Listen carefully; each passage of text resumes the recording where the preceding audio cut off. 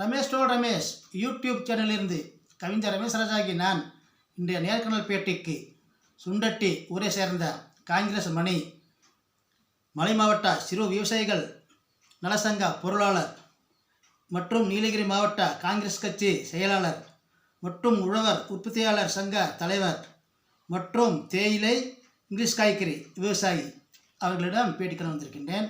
Sir வணக்கம். வணக்கம் sir, எப்படி இருக்கீங்க? நல்லா இருக்கோம்.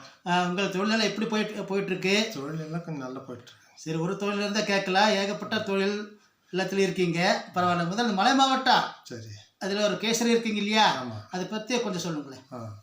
நம்ம நீலகிரி மாவட்டத்தில் மலை மாவட்ட விவசாய சங்கம்ட்டு தேயிலைக்காக முதலெல்லாம் ரொம்ப பிரச்சனை எல்லாம் ஜாஸ்தி இருந்ததுங்க. ஃபேக்ட்ரிக்கு நமக்கு ஊருக்கு இப்போல்லாம் பிரச்சனை எல்லாம் இருக்கும்போது நம்ம தேயிலை வாரியத்தை எல்லாம் அணுகி இந்த மாதிரி எல்லாம் பிரச்சனை எல்லாம் இருக்கு, நம்ம சிம்ஸ் பார்க்கில் எல்லாம் ஒரு உண்ணாவிரதம் உட்காரலான்னு சொல்லி அங்கே உண்ணாவிரதத்துக்கு இடமே இல்லைன்னாங்க. சரித்திரத்திலேயே சிம்ஸ் பார்க்கில் இடமே இல்லைன்னாங்க. எல்லாரும் பயந்தாங்க.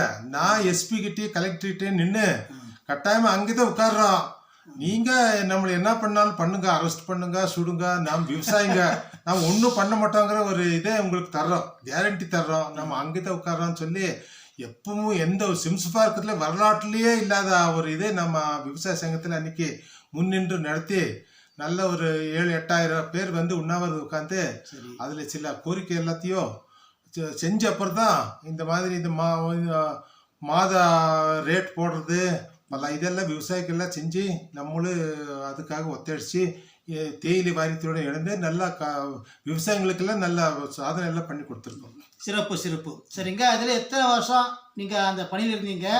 அதனோட சேவை எத்தனை வருஷம் பண்ணீங்க? நம்ம ஒரு 20 வருஷமா இருந்தோம். சரி, அந்த மலை மாவட்ட சிறிய விவசாய சங்கத்தில் இருந்தீங்களா? 20 வருஷமா இருக்கோம். சரி, சிறப்பு. அடுத்து நீலகிரி மாவட்ட காங்கிரஸ் கட்சி செயலாளராக இதில் எத்தனை வருடம் இருக்கீங்க?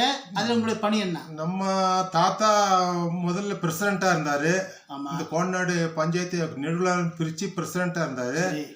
அவர் இருந்த அப்புறம் அதே மாதிரி எங்கள் அப்பாவும் கட்சியில் இருந்து தியாகியாக இருந்து தலைவராக இருந்திருக்காரு. அதே நம்ம இதுலேயே பரம்பரையாக நானும் அதே காங்கிரஸில் சின்ன வயசுலேருந்து அப்படியே தாத்தா அப்பாவுக்கு சப்போர்ட்டாக இருந்து நானும் இப்போ அப்படியே கட்சியில இருந்து இப்போ மாவட்ட செயலாளராக நீலகிரி மாவட்டத்தில் இருக்கேன். அப்படியே காங்கிரஸ் குடும்பமாக மாறிடுச்சு. ஆமாம், சரிமா காங்கிரஸ் குடும்பம் தாங்க. மகிழ்ச்சி. அடுத்து உழவர் உற்பத்தியாளர் சங்க தலைவராக இருக்கீங்க இல்லையா? ஆமாம். அதனுடைய கருத்து எங்களுக்கு இதுக்கு எனக்கு தெரியல, கொஞ்சம் சொல்லுங்க. அது இப்போ தோட்டக்கலை துறைன்ட்டு நம்ம விவசாயிகளுக்கெல்லாம் நல்ல ஈடுபொருள் நல்ல சப்சிடி எல்லாம் நிறைய வாங்கி கொடுக்குறாங்க. அதில் நம்ம இந்த சேலக்குறை கொட்டநெல்லி சுண்டட்டி 3 ஊருக்கு ஒரு 5 குழுக்கு நான் ஒரு தலைவராக இருந்து என்னென்ன சப்சிடி கிடைக்குதோ அது எல்லாத்தையும் நம்ம கவர்மெண்ட் கூட தோட்டக்கலை துறை கூட இணைந்து வாங்கி மக்களுக்கு எல்லாம் கொடுத்து நல்லா டெவலப் பண்ணிட்டு இருக்காங்க. சரி சரி. அப்புறம் தேயிலை விவசாயி கேள்விப்பட்டிருக்கின்றேன், மற்றும் இங்கிலீஷ் காய்கறி அதிலும் முக்கிய ஆர்வம் கொண்டு விவசாயி இருக்கிறதா கேள்விப்பட்டிருக்கேன். அதை பற்றி கொஞ்சம் சொல்லுங்க. முதல் தேயிலை பற்றி கொஞ்சம் சொல்லுங்களேன். தேயிலைங்கிறது அது ஒரு எல்லா விட இங்கிலீஷ் காய்கறி விட தேயிலைங்கிறது அது ஒரு நல்ல ஒரு விவசாயம். அப்படிங்களா? அதில் ஒன்று இதெல்லாம் இல்லை, லாஸ் எல்லாம் ஒன்றும் இல்லை. விலையிலன்றாங்க, விலையெல்லாம் இல்லைங்கிறதெல்லாம் அது ஒரு டைம் வரும் ஒரு டைம் போகும், அதெல்லாம் நாம ஒன்றும் செய்ய முடியாது. டிமாண்ட் இருந்தால் விலை வரும், டிமாண்ட் கொஞ்சம் இல்லாத இடத்துல விலை வராது. ஆனால் நம்ம செய்கிற தொழில தோட்டத்தை எல்லாம் ஃபஸ்ட்டு நல்லா வைக்கணும். தோட்டத்தை எல்லாம் நல்லா வச்சு நல்லா கரெக்டாக வருஷத்தில் 2 எருவு 3 எருவு போட்டு நல்லா மெயின்டைன்ஸ் பண்ணி நாம தோட்டத்துக்கு போகணும். நாம தோட்டத்துக்கு போகாமல் ஆளுங்களை அனுப்பிட்டு நான் ஒரு முதலாளி வசதியாக இருக்கேன்னு நம்ம சுற்றிட்டு இருந்தால் எல்லாம் வேலைக்கு ஆகாது. நம்ம தோட்டத்துக்கு போய் உழைச்சா கட்டாயம் நாம் நல்லா இருக்கலாம். நான் இப்போ நம்ம இருக்கிற தோட்டத்தெல்லாம் பார்த்தா இப்போ நம்ம எல்லாரும் ஊருக்காரங்கெல்லாம் பெருமைப்படுற மாதிரி தான் தோட்டத்தெல்லாம் வச்சிருக்கோம். சரி, சுமார் எத்தனை ஏக்கர் தோட்டம் வச்சிருக்கீங்க? நாம இப்போ ஒரு 20 ஏக்கர் வச்சிருக்கோம். 20 ஏக்கர். அப்போ பெரிய தேயிலை விவசாயி. சின்ன வயசுல இருந்து நான் உழைச்சி சேர்த்து இந்த வருஷமே கூட ஒரு 2 ஏக்கர் வாங்கியிருக்கீங்க. இந்த வருஷம் வாங்கி சின்ன வயசுல இருந்து நம்ம ஒரு 5 ஏக்கரா இருந்தது, இப்போ அப்படியே வாங்கி இப்போ ஒரு 20 ஏக்கர் பண்ணியிருக்கேன். அதில் மேன் பவர் எல்லாம் ஆளுங்களெல்லாம் கொஞ்சம் நல்லா வைக்கணும். ஆளுங்க வச்சிருக்கேன். நமக்கு எல்லாத்துக்கும் எல்லாம் லேபர் கஷ்டப்படுறாங்க. ஆனா நமக்கு மட்டும் லேபருங்கிறது கஷ்டமே இல்லை. தோட்டத்துல இலை இருந்தா போது எடுக்கிறாங்க. அந்த மாதிரி நம்ம ஆளுங்களெல்லாம் கொஞ்சம் நல்லா வைக்கணும். நம்ம ஊர்க்காரங்களா இல்லை வெளியூர்காரங்களா? எல்லாம் நம்ம ஏரியாக்காரங்க தான். ஏரியாக்காரங்க. நம்ம ஏரியாக்காரங்க உங்களுக்கு தினசரி வேலை வாய்ப்பு உண்டா? டெய்லி கொடுத்துட்றோம். 20 ஏக்கர் இருக்கும்போது எல்லாத்துக்கும் கொடுக்கலாம். குறைஞ்ச ஒரு 10 பேருக்காவது வேலை இருக்குமா டெய்லி? டெய்லி இருக்கு. சரி, அவங்களுக்கெல்லாம் இந்த தீபாவளி வரப்போ அது நல்லா பண்றோம். அதனால தான் நமக்கு ஆளுங்க வர்றாங்க. எல்லா விட தீபாவளியில சரி அவங்களுக்கு மன நிறைஞ்சு அவங்க ஒரு எதிர்பார்த்திருப்பாங்க, இவ்வளவு கொடுப்பாங்க முதலாளின்ட்டு. போனஸ் நம்ம அதை விட ஜாஸ்தி தான் கொடுக்குறோம். ஜாஸ்தி கொடுக்குறோம். ஒரு புடவைங்கிறதெல்லாம் நம்ம வீட்டுக்கு எடுக்கிறத விட நம்ம பையெல்லாம் சென்னையில இருக்க போகும்போது அங்கிருந்து செலக்ஷன் பண்ணி சும்மா ஏதோ வேலை ஆளுங்களுக்கு ஒரு புடவை கொடுக்கணுங்கிறதெல்லாம் இல்லை. அவங்களுக்கெல்லாம் நல்லா செலெக்ஷன் பண்ணி நம்ம வீட்டு ஆளுங்க மாதிரியே அவங்களே வச்சு துணி மணியெல்லாம் கொடுத்து அவங்களே ஒரு நல்லது கெட்டதானாலும் நல்லா கொடுத்து அவங்களும் நல்லா பாதுகாத்து வச்சிருக்கேன். அவங்களும் நம்ம நல்ல முதலாளின்னு சொல்லி நமக்கு அவங்க உழைச்சி தர்றாங்க. நாமளும் அவங்களே நல்லா வச்சிருக்கோம். அதாவது லேபர்ஸ் வந்து பார்த்து வச்சிருக்கீங்க. ஆமா, நல்ல செலெக்ஷனான லேபர். நான் இருந்தாலும் இல்லாம இருந்தாலும் அவங்க பாட்டுக்கு போய் தோட்டத்தை இலை எடுத்து வெயிட் போட்டு வண்டிக்கு போட்டு அனுப்பிடுவாங்க. நான் தோட்டங்கிறதுக்கு நமக்கு ரிஸ்கே இல்லை. அதாவது விசுவாசமே இருக்காங்க. ஆமா, ஆனா உங்களை பொறுத்து நல்லா செஞ்சுட்டு இருக்கீங்க. ஆனா விசுவாசம் இருக்காங்க. நம்ம வேலை தோட்டத்தை நல்லா வைக்கணும். தோட்டத்தை எல்லாம் நல்லா வச்சு எருவு போட்டு தோட்டத்தை நல்லா மெயின்டைன்ஸ் பண்ணி வச்சா இலை எடுக்கிறதுங்கிறது நமக்கு ஒரு ப்ராப்ளம் இல்லை. அது எவ்வளோ ரேட் வந்தாலும் அது லாஸுங்கிறது இல்லை. அது கரெக்டாக கிடைக்கிற பணம் தானே, விலை இல்லைங்கிறதெல்லாம் இல்லையே. விலை மீறினா ஒரு 15 ரூபா ஆகும், 30 ரூபா வரும். அதுக்குள்ள எப்படி வந்தாலும் ஜாஸ்தி 30 ரூபா வந்தால் நமக்கு லாபம் ஜாஸ்தி. 15 வந்தால் நம்ம இப்போ ஒரு கிலோவுக்கு 6 ரூபா கொடுக்குறோம். 5 ரூபா ஒரு கிலோ இலை எடுக்கிறதுக்கு 1 ரூபா நம்ம மூட்டை தூக்கி வண்டிக்கு போட்டுருவாங்க. 6 ரூபா. 15 ரூபா வந்தாலும் கூட நமக்கு 9 ரூபா அங்கே மிச்சம் இருக்கு. அது டெபாசிட் பண்ண மாதிரி அதெல்லாம் ஒன்னும் லாஸ் இல்ல. நம்ம இப்ப நல்லா இருக்கோம். நம்ம இப்ப கோத்தீர்ல பார்த்தா நம்மள ஒரு பெருமைப்படுறது விவசாயி. நீங்க இந்த மாதிரி ஒரு நல்ல செட்டிலா இருக்கீங்க, வெல் செட்டிலா இருக்கிறீங்கன்ட்டு விவசாயப்படுத்த நம்மள சாகுபடி பண்றீங்க. ஆமா, சரி, பரவாயில்ல. அது மட்டும் இல்லாமல் இங்கிலீஷ் காய்கறி விவசாயம் கேள்விப்பட்ட. இந்த போகத்துக்கு என்ன போட்டிருக்கீங்க? இப்ப காரட் போட்டிருக்கேன். விலை இருக்குங்களா ஓரளவுக்கு? அது நம்ம விவசாயங்கிறது ஒரு சின்னதா ஒரு தெரிஞ்சுக்க வேண்டியது ஒண்ணு இருக்கு. சொல்லுங்க. இந்த நேரத்தில் தான் விலை கிடைக்குங்கிற ஒரு கணக்கு இருக்கு. நம்ம ஒரு 40 வருஷமா விவசாயம் பண்றதுனால ஒரு அளவு யூகிக்க முடியுது.